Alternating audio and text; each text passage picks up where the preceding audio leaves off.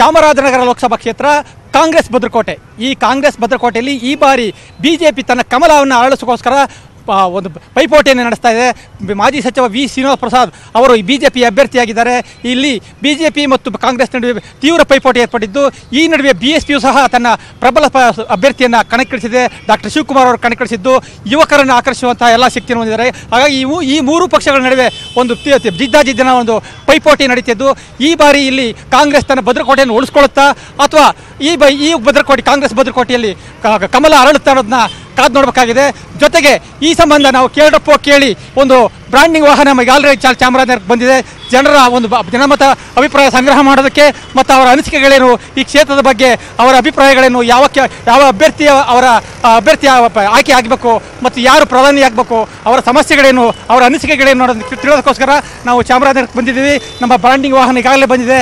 ಜನ ಕಾಯ್ತಾ ಇದ್ದಾರೆ, ಹಳೆ ಬಸ್ ನಿಲ್ದಾಣದ ಬಳಿ ಕಾಯ್ತಾ ಇದ್ದಾರೆ. ಅವರ ಅಭಿಪ್ರಾಯನ ತಿಳ್ಕೊಳ್ಳೋಣ ಬನ್ನಿ.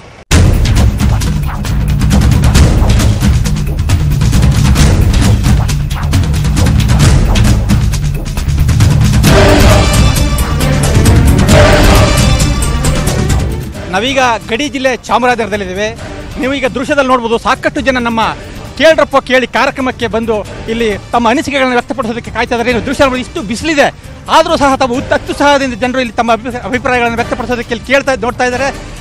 ಏನು ಯಾವುದು ಅಭ್ಯರ್ಥಿ ಆಯ್ಕೆ ಆಗಬೇಕು, ತಮ್ಮ ಅಭ್ಯರ್ಥಿ ಹೇಗಿರಬೇಕು ಮತ್ತು ಯಾವ ಪ್ರಧಾನಿ ಆಗಬೇಕು, ಯಾವ ಪಕ್ಷ ಅಧಿಕಾರಕ್ಕೆ ಬರಬೇಕು, ಯಾರು ಬಂದರೆ ನಮಗೆ ಅನುಕೂಲ ಆಗುತ್ತೆ ಅಂತೇಳಿ ತಮ್ಮ ಅಭಿಪ್ರಾಯಗಳನ್ನು ಮುಕ್ತವಾಗಿ ಹಂಚ್ಕೊಳ್ಳೋದಕ್ಕೆ ನಮ್ಮ ಇಲ್ಲಿ ಒಂದು ಕೇಳ್ರಪ್ಪ ಕೇಳಿ ಅಂತೇಳಿ ನಾವು ವೇದಿಕೆಯನ್ನು ಸಿದ್ಧಪಡಿಸಿದ್ದೀವಿ. ಸಾರ್ವಜನಿಕರು ಉರು ಬಿಸಿಲು ಸಹ ಇಲ್ಲಿ ಕಾದು ಕುಳಿತಿದ್ದಾರೆ ಇದೊಂದು ಅನಿಸಿಕೆಗಳನ್ನು ವ್ಯಕ್ತಪಡಿಸೋದಕ್ಕೆ. ನೀವೆಲ್ಲ ಸಾರ್ವಜನಿಕರಲ್ಲಿ ಮನವಿ ಮಾಡ್ತೇನೆ, ನಿಮ್ಮ ಅಭಿಪ್ರಾಯ ಏನು, ಈ ಕ್ಷೇತ್ರದ ಅಭ್ಯರ್ಥಿ ಯಾರಾಗಿರಬೇಕು ಮತ್ತು ಯಾರು ಗೆಲ್ಲಬೇಕು ಮತ್ತು ಯಾರು ಪ್ರಧಾನಿ ಆಗಬೇಕು, ಯಾವ ಪಕ್ಷ ಅಧಿಕಾರಕ್ಕೆ ಬಂದು ನಿಮ್ಮ ಕ್ಷೇತ್ರಕ್ಕೆ ಒಳ್ಳೆಯದಾಗುತ್ತೆ ಅನ್ನೋದ್ರ ಬಗ್ಗೆ ನೀವೆಲ್ಲರೂ ನಿಮ್ಮ ಮುಕ್ತವಾದ ಅಭಿಪ್ರಾಯಗಳನ್ನ ಇಲ್ಲಿ ಹಂಚ್ಕೊಳ್ಳೋದಕ್ಕೋಸ್ಕರ ನಾವು ಇಲ್ಲಿ ಒಂದು ಕೇಳ್ರಪ್ಪ ಕೇಳಿ ಅಂತೇಳಿ ಒಂದು ವೇದಿಕೆಯನ್ನು ಸಿದ್ಧಪಡಿಸಿದ್ದೀವಿ. ತಾವು ಇಲ್ಲಿಗೆ ಬಂದು ಮುಕ್ತವಾಗಿ ತಮ್ಮ ಅಭಿಪ್ರಾಯಗಳನ್ನು ಅನಿಸಿಕೆಗಳನ್ನು ವ್ಯಕ್ತಪಡಿಸ್ಕೊಳ್ಬೋದು ಅಂತ ಹೇಳ್ತಿ ತಮ್ಮೆಲ್ಲರೂ ಇಲ್ಲಿ ಆಹ್ವಾನ ಮಾಡ್ತಾ ಇದ್ದೀನಿ. ಕೇಳ್ರಪ್ಪ ಕೇಳಿ.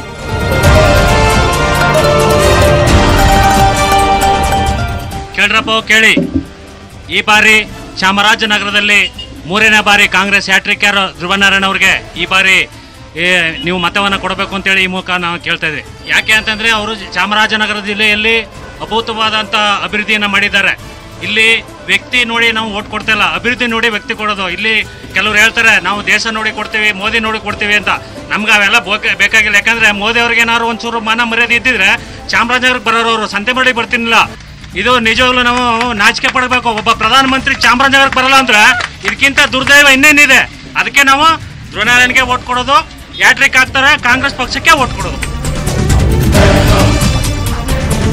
ಧ್ರುವನಾರಾಯಣ್ ಅವರು ಈ ಬಾರಿ ಹ್ಯಾಟ್ರಿಕ್ ಸಾಧಿಸಿದೆ. ಚಾಮರಾಜನಗರ ಜಿಲ್ಲೆ ಅಭಿವೃದ್ಧಿಗೆ ಒಂದು ಅಧಿಕಾರ ಆಗುತ್ತೆ. ಚಾಮರಾಜನಗರ ಜಿಲ್ಲೆಯಲ್ಲಿ ಹಾದು ಹೋಗ್ತಕ್ಕಂಥ ರಸ್ತೆಗಳಿರ್ಬೋದು, ಇವತ್ತು ಪ್ರತಿ ರಸ್ತೆಗಳು ಕೂಡ ರಾಷ್ಟ್ರೀಯ ಹೆದ್ದಾರಿಯಾಗಿ ಪರಿವರ್ತನೆಯಾಗಿದೆ. ವಿದ್ಯಾಭ್ಯಾಸಕ್ಕೆ ಅನುಕೂಲವಾಗುವಂತೆ ಕೇಂದ್ರೀಯ ವಿದ್ಯಾಲಯ ಆಗಿರ್ಬೋದು, ಇಂಜಿನಿಯರಿಂಗ್ ಕಾಲೇಜ್ ಆಗಿರ್ಬೋದು, ಮೆಡಿಕಲ್ ಕಾಲೇಜ್ ಆಗಿರ್ಬೋದು, ಕೃಷಿ ಕಾಲೇಜ್ ಆಗಿರ್ಬೋದು, ಲಾ ಕಾಲೇಜ್ ಆಗಿರ್ಬೋದು, ಎಲ್ಲ ರೀತಿಯ ಶೈಕ್ಷಣಿಕ ಕಾಲೇಜ್ಗಳನ್ನ ಇವತ್ತು ತರಲಿಕ್ಕೆ ಧ್ರುವನಾರಾಯಣ್ ಅವರೇ ಕಾರಣ. ಆದ್ರಿಂದ ದಯಮಾಡಿ ಎಲ್ಲರೂ ಕೂಡ ಧ್ರುವನಾರಾಯಣ್ ಅವ್ರನ್ನ ಗೆಲ್ಲಿಸಿ ಜಯ ಎತ್ತಿಗೆ ಮಾತ್ರ ಹುಲ್ಲಾಕಿ, ಗೆಯ್ದಕ್ಕಂಥ ಎತ್ತಿಗೆ ಹುಲ್ಲಾಕ್ಬಿಡಿ. ಯಾವುದೇ ಕಾರಣಕ್ಕೂ ಇವತ್ತು 24 ಗಂಟೆ 24x7 ಕೆಲಸ ಮಾಡ್ತಕ್ಕಂಥ ವ್ಯಕ್ತಿ ಯಾರಾದ್ರೂ ಇದ್ರೆ ಅದು ಧ್ರುವನಾರಾಯಣ್ ಒಬ್ರೆ ಅಂತ ಈ ಮೂಲಕ ತಮ್ಗೆ ಹೇಳಕ್ ಇಷ್ಟಪಡ್ತಾ ಇದ್ದೀನಿ. ಕೇಳ್ರಪ್ಪ ಕೇಳಿ. 2019ರ ಲೋಕಸಭಾ ಮಹಾಚುನಾವಣೆ ಬಂದಿದೆ. ಇದರಲ್ಲಿ ಪ್ರಧಾನಿ ಅಭ್ಯರ್ಥಿಯಾಗಿ ಯಾರ್ಯಾರಾಗಬೇಕು ಅಂತ ಆಗಿದೆ. ಹಾಗೆ ನಾನು ಬಹುಜನ್ ಸಮಾಜ್ ಪಾರ್ಟಿಯ ಬೆಂಬಲಿಸಿ ಮಾತಾಡ್ತಾನೆ. ಈಗ ಬಿಜೆಪಿ ಸರ್ಕಾರದಿಂದ ಮತ್ತೆ ಅಧಿಕಾರಕ್ಕೆ ಬಂದ್ರೆ ನರೇಂದ್ರ ಮೋದಿ ಆಗ್ತಾರೆ, ಕಾಂಗ್ರೆಸ್ ಪಕ್ಷದಿಂದ ಗೆದ್ರೆ ರಾಹುಲ್ ಗಾಂಧಿ ಪ್ರಧಾನಿ ಆಗ್ತಾರೆ. ಇವ್ರು ಎರಡೂ ಪಕ್ಷದವ್ರಿಗೆ ನಾವು ಅಧಿಕಾರ ಕೊಟ್ಟಿದ್ದೆ ಆದ್ರೆ ಬಡತನನ ಇನ್ನೂ ಬಡತನ ಮಾಡ್ತಾರೆ. ಹಾಗಾಗಿ ಬಹುಜನ್ ಸಮಾಜ್ ಪಾರ್ಟಿಯ ಅಕ್ಕ ಮಾಯಾವತಿ ಅವರು ಪ್ರಧಾನಿ ಆಗ್ತಾರೆ. ಅವ್ರಿಗೆ ನಮ್ಮೆಲ್ಲರ ಬೆಂಬಲ ಕೊಡಬೇಕು.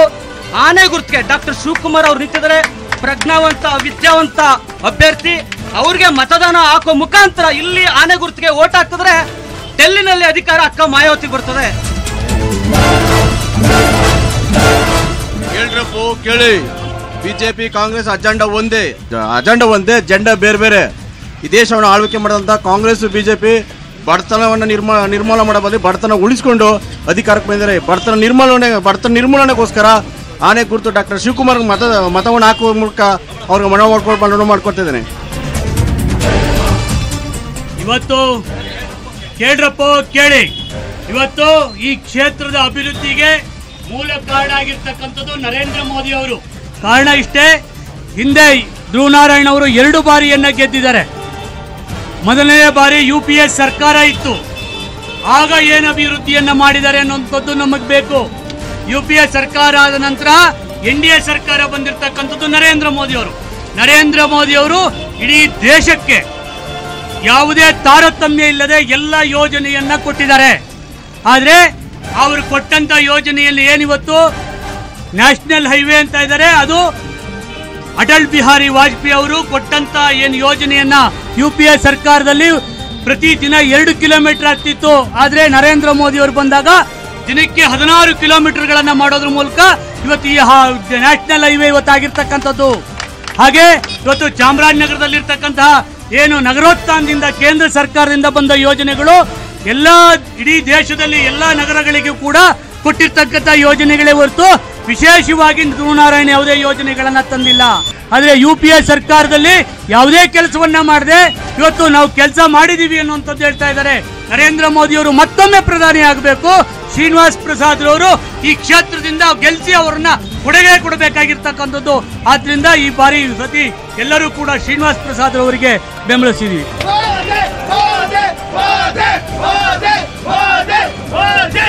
ಕೇಳ್ರಪ್ಪ ಕೇಳಿ, ಚಾಮರಾಜನಗರ ಲೋಕಸಭೆಯಲ್ಲಿ ಉನ್ನತವಾದ ಸಂಸದ ಅಂದ್ರೆ ಇಡೀ ಇಂಡಿಯಾದಲ್ಲಿ 543 MP-ಗಳಲ್ಲಿ 5ನೇ ಸ್ಥಾನ ಧ್ರುವನಾರಾಯಣ್ 5ನೇ ಸ್ಥಾನವನ್ನು ಪಡೆದಿದ್ದಾರೆ.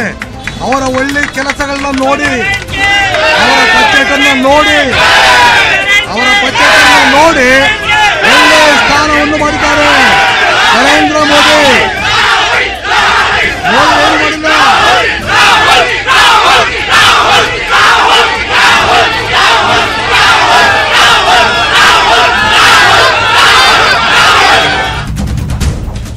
ಚಾಮರಾಜನಗರ ಲೋಕಸಭಾ ಕ್ಷೇತ್ರದಿಂದ ನಮ್ಮ ಕಾಂಗ್ರೆಸ್ ಪಕ್ಷದ ಅಭ್ಯರ್ಥಿಯಾಗಿರ್ತಕ್ಕಂಥ ಧ್ರುವನಾರಾಯಣ್ ಅವರನ್ನ 3ನೇ ಬಾರಿ ಗೆಲ್ಲಿಸಬೇಕಾದಂತ ಒಂದು ಅನಿವಾರ್ಯ ಇವತ್ತು ನಮ್ಮ ಒಂದು ಅನಿವಾರ್ಯತೆ ಇದೆ. ಕೇಂದ್ರ ಸರ್ಕಾರದ ಅನೇಕ ಆದರ್ಶ ಶಾಲೆಗಳಿರ್ಬೋದು, ಕೇಂದ್ರೀಯ ವಿದ್ಯಾಲಯಗಳಿರ್ಬೋದು, ಅದು ಯಾವುದೇ ಸರ್ಕಾರದ ಯೋಜನೆಗಳಿರ್ಬೋದು, ಒಬ್ಬ ಜನಪ್ರತಿನಿಧಿಯಾಗಿ ಒಬ್ಬ ಸಂಸದನಾಗಿ ಸರ್ಕಾರಕ್ಕೆ ಅವರ ಒಂದು ಏನು ಡಿಮ್ಯಾಂಡ್ ಅನ್ನ ಕೊಡದೇ ಇದ್ರೆ ಯಾವ ಸರ್ಕಾರವೂ ಕೂಡ ಮಗು ಹತ್ತಿರ ಮಾತ್ರ ಹಾಲು ಕೊಡೋದು, ಸುಮ್ಮನೆ ಹಾಲು ಕೊಡಲ್ಲ. ಹಾಗಾಗಿ ಅವರು ಪ್ರಯತ್ನ ಮಾಡಿ ಕ್ರಿಯಾಶೀಲರಾಗಿ ಯಾವುದೇ ಸರ್ಕಾರ ಇರಲಿ ಯೋಜನೆಗಳನ್ನ ಇವತ್ತು ಜಾರಿಗೆ ತಂದಿದ್ದಾರೆ. ವಿರೋಧ ಪಕ್ಷದವರು ಕೂಡ ಮೆಚ್ಚುವ ರೀತಿಯಲ್ಲಿ ಕೆಲಸವನ್ನ ಮಾಡಿದ್ದಾರೆ. ಹಾಗಾಗಿ ಮತ್ತೆ ಅವರಿಗೆ ಹೆಚ್ಚು ಬಹುಮತವನ್ನು ಕೊಟ್ಟು ಗೆಲ್ಲಿಸ್ತಕ್ಕಂಥ ಇವತ್ತು ಒಂದು ಅನಿವಾರ್ಯ ಇದೆ. ಜೈ ಧ್ರುವನಾರಾಯಣ್, ಜೈ ರಾಹುಲ್ ಗಾಂಧಿ, ಜೈ ಕಾಂಗ್ರೆಸ್. ಮಾನ್ಯ ಸಂಸದ ಧ್ರುವನಾರಾಯಣ್ ರವರು ಮಾಡಿರುವ ಕೆಲಸ ನಮ್ಮ ಸ್ನೇಹಿತರು ಹೇಳಿದಾಗೆ ಅದು ಬಿಜೆಪಿ ಅಂತ ಹೇಳ್ತಾರಲ್ಲ, ಅದೇ ಯಾಕೆ ಬಿಜೆಪಿ 16 ಗೆದ್ದಿದ್ರೆ ಯಾಕೆ ಅವರು 1 ನಂಬರ್ ಬರ್ಲಿಲ್ಲ? ಯಾಕೆ ಚಾಮರಾಜನಗರನೇ ಮಾದರಿ ಕ್ಷೇತ್ರ ಮಾಡಿದ್ದಾರೆ? ಹೋಗಿ ಮೈಸೂರು ನೋಡಿ, ಕೊಡಗು ನೋಡಿ, ಬೇರೆ ಕಡೆ ಗೆದ್ದಿದ್ದಾರೆ. ಇಷ್ಟು ಕೆಲಸ ಆಗಿದೆಯಾ? ಮೋದಿ ಕೊಡ್ತಾರಲ್ಲ, ಇದೆಲ್ಲ UPA ಸರ್ಕಾರದ ಯೋಜನೆಗಳು, UPA ಸರ್ಕಾರದ ಯೋಜನೆಗಳು.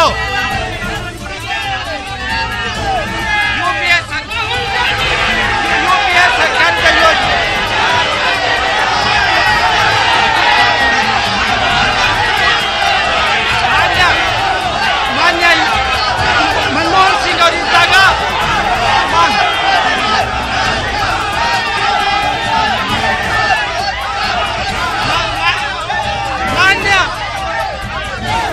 ಮಾನ್ಯ ಮನಮೋಹನ್ ಸಿಂಗ್ ಅವರ ಸರ್ಕಾರ ಇದ್ದಾಗ ಮಾಡಿದ ಯೋಜನೆಗಳು ಬರೀ ಒಂದು ಗ್ರಾಮೀಣ ವಿದ್ಯುದೀಕರಣ, ಅದು ಮಾನ್ಯ ಮಾಡಿಸಿದ್ದು. ಮಾನ್ಯ ಬರೀ ಹೆಸರು ಬರಲ್ಲ, ಸ್ವಚ್ಛ ಭಾರತ್ ಇರೋದಿದ್ದು, ನಿರ್ಮಲ್ ಭಾರತ್ ಇದ್ದು ಸ್ವಚ್ಛ ಭಾರತ್ ಇನ್ಬಿಟ್ಟು ಏನೂ ಯೋಜನೆ ಮಾಡಿಲ್ಲ. ಚಾಮರಾಜನಗರಕ್ಕೆ ಒಳ್ಳೆ ಹೆಸರು ತಂದಿದ್ದಾರೆ. ಮತ್ತೊಮ್ಮೆ ಅವ್ರಿಗೆ ಓಟ್ ಕೊಡ್ಬೇಕಂತ ಕೇಳ್ತಾ ಇರ್ತೀನಿ. ಜೈ ಹಿಂದ್, ಜೈ ಕಾಂಗ್ರೆಸ್. ಕೇಳ್ರಪ್ಪ ಕೇಳಿ ಕಾರ್ಯಕ್ರಮದಲ್ಲಿ ತಮ್ಮ ಅಭಿಪ್ರಾಯವನ್ನು ವ್ಯಕ್ತಪಡಿಸೋದಕ್ಕೆ ಸುಮಾರು ಜನ ಕಾಯ್ತಾ ಇದ್ದಾರೆ. ಇನ್ನು ಸಾಕಷ್ಟು ಸಮಯ ಇದೆ.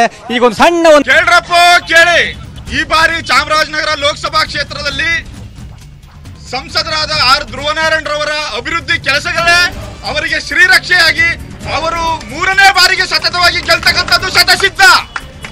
ಯಾಕಪ್ಪ ಅಂತಂದ್ರೆ ನಮ್ಮ ವಿರೋಧ ಪಕ್ಷದವರು ಹೇಳಿದ್ರು, ಅವರ ಪಕ್ಷದ ಒಬ್ಬ ಮುಖಂಡರು ನಾಯಕರು, ದೆಹಲಿ ಮಟ್ಟದ ನಾಯಕರು ಅನಂತ್ ಕುಮಾರ್ ರವರು ಕೂಡ ಸಭಾಷ್ಗಿರಿ ಕೊಟ್ಟಂತ ಸಂಸದ ಅಂದ್ರೆ ಧ್ರುವ ನಾರಾಯಣ್ ರವರು. ಇಲ್ಲಿ ಅಭಿವೃದ್ಧಿ ಮಾಡಿರ್ತಕ್ಕಂಥ ವ್ಯಕ್ತಿ ಧ್ರುವ ನಾರಾಯಣ್ ಅವರು. ಅವರ ಸರಳ ಸಜ್ಜನಿಕೆಯ ಅವರಿಗೆ ಶ್ರೀರಕ್ಷೆಯಾಗಿ ಇಡೀ ಚಾಮರಾಜನಗರ ಕ್ಷೇತ್ರದಲ್ಲಿ ಅವರ ಪರವಾದ ಅಲೆ ಇದೆ. ಅವರು 100ಕ್ಕೆ 100 ಗೆಲ್ತಕ್ಕಂಥದ್ದು ಶತಸಿದ್ಧ ಅಂತ ಹೇಳ್ತಾ, ಜೈ ಕಾಂಗ್ರೆಸ್, ಜೈ ಧ್ರುವ ನಾರಾಯಣ್. ಕೇಳ್ರಪ್ಪ ಕೇಳಿ, ಇಷ್ಟೊತ್ತು ಕಾಂಗ್ರೆಸ್ ಬಿಜೆಪಿ ಬಡ್ಕತಾ ಇದೆ. ರೋಡ್ ಮಾಡಿಸ್ಬಿಟ್ವಿ, ಅದ್ ಮಾಡಿಸ್ಬಿಟ್ವಿ, ಇದ್ ಮಾಡಿಸ್ಬಿಟ್ವಿ. ಯುವ ಶಕ್ತಿಗೆ ಎಷ್ಟೋ ಜನ ವಿದ್ಯಾವಂತರು ಬೀದಿ ಪಾಲಾಗಿದ್ದಾರೆ. ವರ್ಷಕ್ಕೆ 7 ಕೋಟಿ ಉದ್ಯೋಗ ಕೊಡ್ತೀನಿ ಅಂತ ನರೇಂದ್ರ ಮೋದಿ ಅವರು ಪ್ರಣಾಳಿಕೆಯಲ್ಲಿ ಬಿಡುಗಡೆ ಮಾಡಿದ್ರು. ಬಡ ಜನರಿಗೆ 15 ಲಕ್ಷ ಅಕೌಂಟ್ ಹಾಕ್ತೀನಿ ಅಂತ ಖಾತೆ ತೆರೆಸಿದ್ರು. ಆ ಖಾತೆ ಮರತಿದಾಗ್ಲಿ ಅಕೌಂಟ್ ಫ್ರೀ ಅಕೌಂಟ್ ಅಂದ್ಬಿಟ್ಟು ಬೂದಿ ಹರಿಸಿ ಮಣ್ಣು ಮುಕ್ಕಿದ್ರು. ಹಾಗೆ ಕಾಂಗ್ರೆಸ್ ವಿಚಾರ ಬಂದ್ರೆ ಸಂಸದರು ಬರೀ ಭವನ್ಗಳ ಕಟ್ಬಿಟ್ಟು ರೋಡ್ಗಳು ಮಾಡ್ಬಿಟ್ರೆ ಬಡ್ರ ಜನ ಒಟ್ಟ ತುಂಬಲ್ಲ. ಸ್ವಾಮಿ, ಉದ್ಯೋಗಗಳ ಸೃಷ್ಟಿ ಮಾಡ್ಬೇಕು, ಕೈಗಾರಿಕಾ ಫ್ಯಾಕ್ಟರಿಗಳ ತಗೋಬೇಕು. ಆದ್ರಿಂದ ಈ ಬಾರಿ ಬಹುಜನ್ ಸಮಾಜ್ ಪಾರ್ಟಿಗೆ ಶಿವಕುಮಾರ್ ಅವ್ರನ್ನ ಗೆಲ್ಲಿಸಿ ಮಾಯಾವತಿ ಅವ್ರನ್ನ ಪ್ರಧಾನ ಮಾಡುವ ಒಂದು ಅವಕಾಶ ಇವತ್ತು ಬಂದಿದೆ. ಯಾಕೆ ರಾಜ್ಯದಲ್ಲಿ ಅತಂತ್ರ ಫಲಿತಾಂಶ ಬಂತು, ಕೇಂದ್ರದಲ್ಲಿ ಅದೇ ಮ್ಯಾಜಿಕ್ ಆಗಿ ಇವತ್ತು ಮೇಡಮ್ ಅವರು ಇವತ್ತು ಪ್ರಧಾನಿ ಆಗೇ ಆಯ್ತಾರೆ.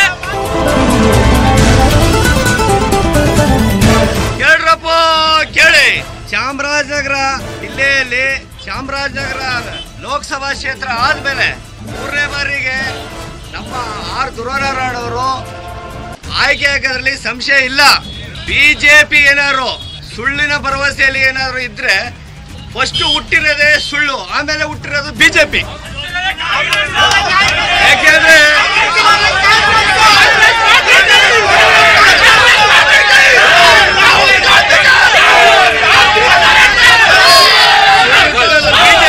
ದೇಶನ ಮಾರಕ್ಕಿರುವಂತ ಈ ಮೋದಿ ಅಂತ ನಾನು ಹೇಳ್ತೀನಿ. ಕೇಳ್ರಪ್ಪ ಕೇಳಿ. ಚುನಾವಣೆ 18ನೇ ತಾರೀಕು ನಡೀತದೆ. ಜನ ಯಾರಿಗೆ ವೋಟ್ ಕೊಡ್ತಾರೆ ಅನ್ನೋದನ್ನು ಮುಂದಿನ ಕೌಂಟಿಂಗ್ ದಿನಕ್ಕೆ ನಮಗೆ ಗೊತ್ತಾಯ್ತದೆ. ಇವತ್ತು ನಮ್ಮ ಪಕ್ಷದ ನಮ್ಮ ಪಕ್ಷನ ನಾವು ಹೊಗಳ್ಕೊತೀವಿ, ನಾವು ಯಾರೂ ತೆಗೊಳಕ್ಕೆ ತಯಾರಾಗಿಲ್ಲ. ನಮ್ಮ ಲೋಕಸಭಾ ಸದಸ್ಯರು ಚಾಮರಾಜನಗರದ ಜನತೆಗೆ ನಮ್ಮ ಪಾರ್ಟಿಯವರು ಮಾಡಿಲ್ಲ, ಇಡೀ ಕ್ಷೇತ್ರದ ಜನತೆಗೆ ಮಾಡಿರೋದು. ಅವರು ಪ್ರತಿಯೊಂದು ಕಾರ್ಯನೂ ವೈಯಕ್ತಿಕವಾಗಿ ಮಾಡಿಲ್ಲ, ಎಲ್ಲ ಕಾರ್ಯನೂ ವಿದ್ಯಾಭ್ಯಾಸಕ್ಕೆ ಅವರು ಭಾಳ ಒತ್ತು ಕೊಟ್ಟಿದ್ದಾರೆ. ಈ ದೇಶಕ್ಕೆ, ಈ ಕ್ಷೇತ್ರಕ್ಕೆ ಯಾರು ಒಳ್ಳೆಯ ಕೆಲಸ ಮಾಡಿದ್ದಾರೆ ಅವರು ಮತ ಹಾಕಿ. ಅದನ್ನು ನೀವು ಯೋಚನೆ ಮಾಡಿ. ನಮ್ಮ MP ಮಾಡಿದರೆ ನಮಗೆ ಕೊಡಿ, ಬೇರೆಯವ್ರು ಮಾಡಿದ್ರೆ ಬೇರೆಯವ್ರಿಗೆ ಕೊಡಿ. ನಾವೇನು ಬೇಡ ಅನ್ನಲ್ಲ. ನಮ್ಮ MP ಮಾಡಿದರೆ ನಮಗೆ ಕೊಡಿ, ನಾವು ಕೇಳ್ತಾ ಇದ್ದೀವಿ ಇಷ್ಟೇ. ಇನ್ನೇನು ನಾವು ಬೇರೆಯವ್ರನ್ನ ಯಾವ ಥರ ಏನು ಅಡ್ಡದಾರಲ್ಲಿ ಬಂದು ನಾವು ಕೇಳಲ್ಲ. ಇಲ್ಲಿವರೆಗೆ ಆಡಳಿತ ಮಾಡಿರುವಂಥ ಕಾಂಗ್ರೆಸ್ BJPಗಳು ಈ ದೇಶದ OBCಗಳು, STಗಳು, SCಗಳು ಇವರ ಬದುಕನ್ನು ಅರ್ಥ ಮಾಡ್ಕೊಳ್ಳುವಲ್ಲಿ ವಿಫಲವಾಗಿದೆ ಸಂಪೂರ್ಣವಾಗಿ. 70 ವರ್ಷದ ಹಿಂದೆ ಏನು ಈ ಜನರ ಬದುಕಿತ್ತು, ಇವತ್ತು ಕೂಡ ಅದನ್ನೇ ಕಾಣ್ತಾ ಇದ್ದೀವಿ. ಈ ಜನರ ಬದಲಾವಣೆಗೋಸ್ಕರ ಈ ಬಾರಿ ಬಹುಜನ್ ಸಮಾಜ್ ಪಕ್ಷದ ಅಭ್ಯರ್ಥಿಯನ್ನು ಎಲ್ಲರೂ ಬೆಂಬಲಿಸಬೇಕು. ಜನಗಳು ಈ ಬಾರಿ BSPನ ಬೆಂಬಲಿಸಬೇಕು. ಮತ್ತು ದೇಶದ ಏನಿವತ್ತು ಅಭದ್ರತೆ ಇದೆ, ಪ್ರಜಾಪ್ರಭುತ್ವ ಮತ್ತು ಸಂವಿಧಾನದ ಬಗ್ಗೆ ಏನು ಒಂದು ದೇಶದಲ್ಲಿ ಅಭದ್ರತೆ ಕಾಡ್ತಾ ಇದೆ, ಇದೆಲ್ಲ ಸರಿಯಾಗಬೇಕು ಅಂದರೆ 3ನೇ ಪಕ್ಷ ಅಧಿಕಾರಕ್ಕೆ ಬರಬೇಕು. ಆ ಕಾರಣಕ್ಕೆ ಮಾಯಾವತಿಯವರಿಗೆ ಎಲ್ಲರೂ ವೋಟ್ ಮಾಡಬೇಕು ಅಂತ ನಾನು ಕೇಳ್ಕೊತಾ ಇದ್ದೀನಿ. ಈ ಚುನಾವಣೆ ಬಹಳ ಮಹತ್ವದ ಚುನಾವಣೆ. ಸಂವಿಧಾನವನ್ನು ಉಳಿಸ್ಕೊಳ್ತಕ್ಕಂಥ ಕೆಲಸ, ಸಂವಿಧಾನದ ಮೇಲೆ ಧಕ್ಕೆ ತರ್ತಕ್ಕಂಥ ಚುನಾವಣೆ ಇದು. ಈ ಚುನಾವಣೆಯನ್ನು ಬಹಳ ಗಂಭೀರವಾಗಿ, ಅದರಲ್ಲೂ ಭಾರತ ದೇಶದಲ್ಲಿರ್ತಕ್ಕಂಥ SC STಗಳು ತಮಗೆ ಗೌರವ ಘನತೆ ಹೆಚ್ಚಿಸ್ತಕ್ಕಂಥ ಸಂವಿಧಾನವನ್ನು ಉಳಿಸ್ಕೊಳ್ಬೇಕಂತಂದರೆ ಒಂದು ಸಂವಿಧಾನವನ್ನು ಹಾಳು ಮಾಡ್ತಕ್ಕಂಥ ಮೋದಿ ಮತ್ತು ಸಂವಿಧಾನವನ್ನು ಉಳಿಸ್ಕೊಳ್ತಕ್ಕಂಥ ಕಾಂಗ್ರೆಸ್, ಇವೆರಡರ ನಡುವೆ ಬದ್ಧಗೋಜನ ಓಡಾಟ ಇದೆ. ಆ ಕಾರಣಕ್ಕೆ ಸಂವಿಧಾನ ಉಳಿಬೇಕು ಅಂದರೆ ಮೋದಿ ಈ ದೇಶದ ವ್ಯಾಧಿ. ಯಾರೋ ನನ್ನ ಸ್ನೇಹಿತರು ಹೇಳಿದ್ರು, ಧ್ರುವ ನಾರಾಯಣರವರು ಭಾರಿ ಅನುದಾನಗಳನ್ನು ತಂದು ಚಾಮರಾಜನಗರನ ಉದ್ಧಾರ ಮಾಡಿದ್ದಾರೆ ಅಂತ. ಅನುದಾನಗಳು ಕೊಟ್ಟೋರು ಯಾರು ಸ್ವಾಮಿ? ಈ 5 ವರ್ಷದಲ್ಲಿ ತಂದಿರೋ ಅನುದಾನದಲ್ಲಿ ಚಾಮರಾಜನಗರ ಉದ್ಧಾರ ಆಗಿರೋದು. ಅನುದಾನ ಕೊಟ್ಟಾಗ ಹೂಗುಚ್ಚ ತಗೊಂಡೋಗಿ BJP ಸಚಿವರು ಮನೆ ಮುಂದೆ ನಿಂತ್ಕೊಂಡು ವಿಶ್ ಮಾಡ್ಬಿಟ್ಟು ಬರ್ತಿದ್ರು. ಇವತ್ತು ನಂದೇ ಅಭಿವೃದ್ಧಿ ಅಂತ ಹೇಳ್ತೀರಾ? ದೇಶದ ಪ್ರಧಾನಿ ಆಗಕ್ಕೆ ಹೊರಟಿರುವಂತ ರಾಹುಲ್ ಗಾಂಧಿ ಅವರು ಪ್ರತಿ ಒಂದು ಮನೆಗೆ 72,000 ಆರ್ಥಿಕ ಆರ್ಥಿಕತೆ ಬಗ್ಗೆ ಗೊತ್ತಿದೇನ್ರಿ? ಪ್ರತಿಯೊಂದು ಮನೆಗೆ ಗೊತ್ತೇನ್ರಿ? ದಿವಾಳಿ ದೇಶ ದಿವಾಳಿ ಮಾಡಕ್ ಹೋಗ್ತಿದ್ದಾನೆ. ಮಾನ ಮರ್ಯಾದೆ ಇದೆಯೇನ್ರಿ? ತಲಾಂತರದಿಂದ ಬಂದು MP ಆಗ ನಿಂತಾಕತ್ತೇನು? 15 ವರ್ಷದಿಂದ ಮುಖ್ಯಮಂತ್ರಿ ಪ್ರಧಾನಿ ಆಗಿರೋ ಅಂತ ಕತ್ತೇನು? ಜೈ ಮೋದಿ, ಜೈ ಬಿಜೆಪಿ. ಕೇಳ್ರಪ್ಪ ಕೇಳಿ ಧ್ರುವನಾರಾಯಣರವರು ಕರ್ನಾಟಕದ 28 ಕ್ಷೇತ್ರಗಳ MP ಗಳಲ್ಲಿ ಮೊದಲನೇ ಸ್ಥಾನ ಗಳಿಸಬೇಕು ಅಂದ್ರೆ ಅವರು ಮಾಡಿರೋ ಪರಿಶ್ರಮ, ಅವರು ಮಾಡಿರೋ ಕೆಲಸಗಳೇ ಅವರಿಗೆ ಸ್ಫೂರ್ತಿ.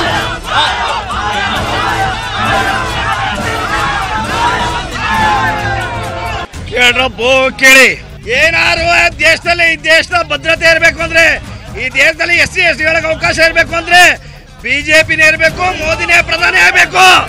ಯಾರ ಹೇಳದ ಮಾತಲ್ಲ, ಪರಮೇಶ್ವರ್ ಹೇಳದ ಮಾತು.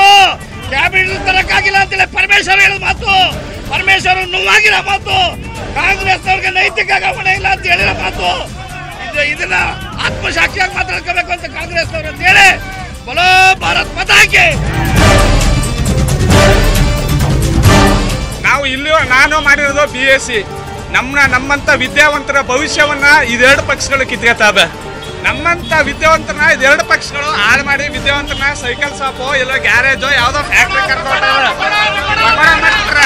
ಹಂಗಾಗಿ ಈ ಬಾರಿ ಆನೆ ಗುರ್ತ್ಗೆ ಎಲ್ಲರೂ ಎಚ್ಚರಿಸ್ಕೊಂಡಾರ, ವೋಟ್ ಮಾಡ್ತಾರ. ಈ ಬಾರಿ ಅಣ್ಣ ಮಹೇಶ್ ಅಣ್ಣ ಹೆಂಗೆ ಗೆದ್ರು ಕೊಳೆಗಾಲದಲ್ಲಿ, ಹಂಗೆ ಇಲ್ಲೂ ಸಹ ಡಾಕ್ಟರ್ ಶಿವಕುಮಾರ್ ಗೆಲ್ತಾರೆ, ಹಾಗೆ ಮೇಡಮ್ ಪ್ರಧಾನಿ ಹಾಗೆ ಆಯ್ತಾರೆ. ಜೈ ಭೀಮ್. ಕೇಳ್ರಪ್ಪ ಕೇಳಿ 10 ವರ್ಷದಿಂದ ಅಭಿವೃದ್ಧಿ ಮಾಡಿನಿ ಅಂತ ಹೇಳ್ಬಿಟ್ಟು ಜಿಲ್ಲಾ ಕ್ರೀಡಾಂಗಣ ಹಂಗೆ ಬಿದ್ದದ. ನಮ್ಗೆ ಯಾರು ಬರುವ ಜಿಲ್ಲಾ ಕ್ರೀಡಾಂಗಣ ಯಾರು ಬರುವ? ಎಷ್ಟು ಪರ್ಸೆಂಟ್ ಅಪ್ಪ ಜಿಲ್ಲಾ ಕ್ರೀಡಾಂಗಣ ನಮ್ದು, ನಮ್ ಚಾಮರಾಜನಗರ. ಕೇಳ್ರಪ್ಪ ಕೇಳಿ ಸಿಎಂ ಅನುದಾನ ಅಂತ ಅಂದ್ಬಿಟ್ಟು ಕೋಟ್ಯಾಂತರ ರೂಪಾಯಿ ತಗೊಂಬಂದ್ರು. ಕಾಮಗಾರಿನ ಮುಗ್ದಿಲ್ಲ, ಬಿಲ್ ಪಾಸ್ ಆಗೋಯ್ತು. ಆ ಚರಂಡಿ ಆಗಿಲ್ಲ, ಆ ರಸ್ತೆ ಆಗಿಲ್ಲ, ಬಿಲ್ ಪಾಸ್ ಆಗೋಯ್ತು. ಎಲ್ಲ ಸಿಎಂ ಅನುದಾನ ಕೋಟಿಗಟ್ಟಲೆ ಲೂಟಿ ಹೊಡೆದ್ರು. ಇದು 10 ವರ್ಷದ ಅನುದಾನ. ಇದು ಚಾಮರಾಜನಗರ ಕೊಟ್ಟಿರೋ ಕೊಡುಗೆ. ಇದು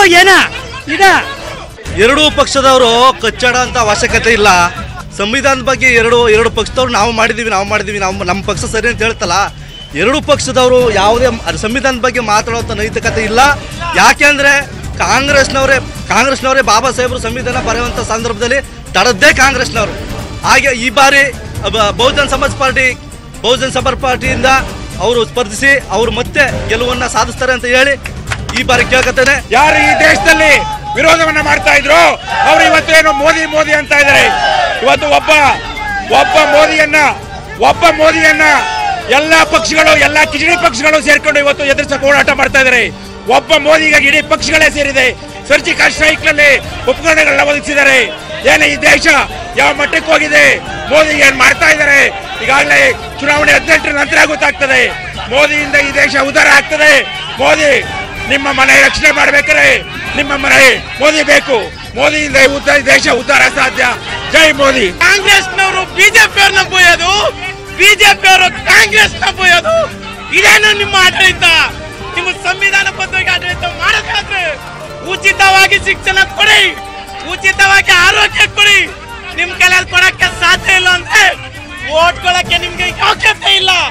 ನೀವು ಇವತ್ತು ಈ ಕಾರ್ಯಕ್ರಮವನ್ನು ಮಾಡ್ತಾ ಇರೋದು ನಿಮ್ಗೆ ಬಹಳ ಸಂತೋಷ. ಆದ್ರೆ ಇಲ್ಲಿ ಕಾರ್ಯಕ್ರಮ ನಡೀತಾ ಇರೋದು ಬರೀ ಪಕ್ಷದ ಕಾರ್ಯಕರ್ತರ ಮುಂದೆ ನಡೀತಾ ಇದೆ. ನೀವು ಪ್ರತಿ ಹಳ್ಳಿ ಬಗ್ಗೆ ಮನೆಗಳಲ್ಲಿ ಕೇಳಿ, ಯಾರ್ಯಾರ ಅಭಿವೃದ್ಧಿ ಏನೇನಾಗಿದೆ ಅಂತ ಹೇಳ್ತಾರೆ.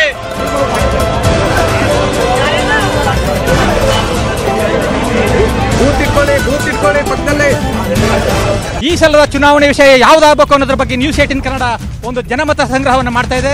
ಈಗ ಜನರು ಇಲ್ಲಿ ನೋಡ್ತಾ ಇರ್ಬೋದು, ಸಾರ್ವಜನಿಕರು ತಮ್ಮ ಅಭಿಪ್ರಾಯವನ್ನು ಇದರಲ್ಲಿ ವ್ಯಕ್ತಪಡಿಸಿ ಇಲ್ಲಿಗೆ ವೋಟ್ ಹಾಕ್ತಾ ಇದ್ದಾರೆ, ಮತಗಳನ್ನು ಹಾಕ್ತಾ ಇದ್ದಾರೆ. ಇಲ್ಲಿ ನೋಡ್ತಾ ಇರ್ಬೋದು ತಾವು ಸರ್.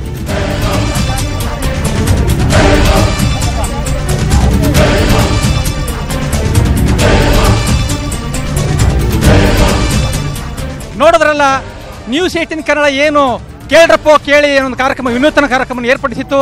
ಆ ಕಾರ್ಯಕ್ರಮಕ್ಕೆ ಬಂದು ಸಾರ್ವಜನಿಕರು ತಮ್ಮ ಅಭಿಪ್ರಾಯವನ್ನು ವ್ಯಕ್ತಪಡಿಸಿದ್ದಾರೆ. ಮುಂದೆ ಯಾರು ಪ್ರಧಾನಿ ಆಗಬೇಕು, ಯಾರು ಈ ಕ್ಷೇತ್ರದ ಅಭ್ಯರ್ಥಿ ಆಗಬೇಕು, ಮತ್ತು ಏನೇನು ಅಭಿವೃದ್ಧಿ ಕೆಲಸಗಳಾಗಬೇಕು, ಏನಾಗಿಲ್ಲ ಅನ್ನೋದ್ರ ಬಗ್ಗೆ ತಮ್ಮ ಮುಕ್ತವಾದ ಅಭಿಪ್ರಾಯಗಳನ್ನು ಹಂಚಿಕೊಂಡಿದ್ದಾರೆ. ಅವರೆಲ್ಲರಿಗೂ ಧನ್ಯವಾದಗಳನ್ನು ಅರ್ಪಿಸುತ್ತಾ ಈ ಕಾರ್ಯಕ್ರಮವನ್ನು ಇಲ್ಲಿಗೆ ಮುಗಿಸ್ತಾ ಇದ್ದೀವಿ. ಜಾಲ ನಮ್ಮದು, ಬಲ ನಿಮ್ಮದು.